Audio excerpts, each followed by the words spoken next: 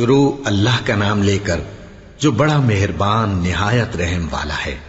اور تم سے ذوالقرنین کے بارے میں دریافت کرتے ہیں، کہہ دو کہ میں اس کا کسی قدر حال تمہیں پڑھ کر سناتا ہوں۔ ہم نے اس کو زمین میں بڑا اقتدار دیا تھا اور ہر طرح کا سامان اس کو عطا کیا تھا، تو اس نے ایک سفر کا سامان کیا، یہاں تک کہ جب سورج کے غروب ہونے کی جگہ پہنچا تو اسے ایسا پایا کہ ایک کیچڑ والے چشمے میں ڈوب رہا ہے، اور اس چشمے کے پاس ایک قوم دیکھی۔ ہم نے کہا ذوالقرنین،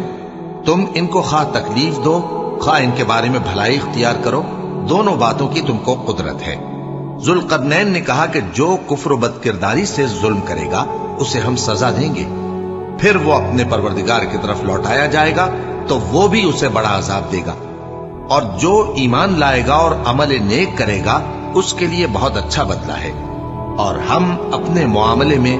اس سے نرم بات کہیں گے۔ پھر اس نے ایک اور سامان سفر کیا، یہاں تک کہ سورج کے طلوع ہونے کے مقام پر پہنچا تو دیکھا کہ وہ ایسے لوگوں پر طلوع ہوتا ہے جن کے لیے ہم نے دھوپ سے بچاؤ کی کوئی اوٹ نہیں بنائی تھی۔ حقیقت یوں ہی تھی، اور جو کچھ اس کے پاس تھا ہم کو سب کی خبر تھی۔ پھر اس نے ایک اور سفر کا سامان کیا، یہاں تک کہ دو اونچے سیدھے پہاڑوں کے درمیان پہنچا تو دیکھا کہ ان کے اس طرف کچھ لوگ ہیں کہ بات کو سمجھ نہیں سکتے۔ ان لوگوں نے کہا کہ اے ذوالقرنین، یاجوج اور ماجوج اس علاقے میں فساد کرتے رہتے ہیں، بھلا ہم آپ کے لیے خرچ کا انتظام کر دیں کہ آپ ہمارے اور ان کے درمیان ایک دیوار کھینچ دیں۔ ذوالقرنین نے کہا کہ خرچ کا جو مقدور اللہ نے مجھے بخشا ہے وہ بہت اچھا ہے، تم مجھے قوت بازو سے مدد دو، میں تمہارے اور ان کے درمیان ایک مضبوط رکاوٹ بنا دوں گا۔ تم لوہے کے بڑے بڑے تختے میرے پاس لاؤ۔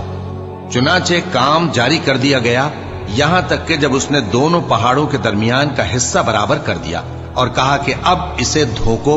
یہاں تک کہ جب اس کو دھونک دھونک کر آگ کر دیا تو کہا کہ اب میرے پاس تانبا لاؤ کہ اس پر پگھلا کر ڈال دو۔ پھر ان میں یہ قدرت نہ رہی کہ اس پر چڑھ سکیں، اور نہ یہ طاقت رہی کہ اس میں نقب لگا سکیں۔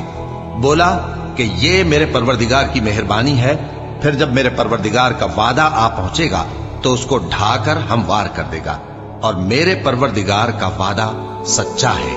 اس روز ہم ان کو چھوڑ دیں گے کہ روئے زمین پر پھیل کر ایک دوسرے میں گھس جائیں گے، اور سور پھونکا جائے گا تو ہم سب کو جمع کر لیں گے، اور اس روز ہم جہنم کو کافروں کے سامنے لائیں گے،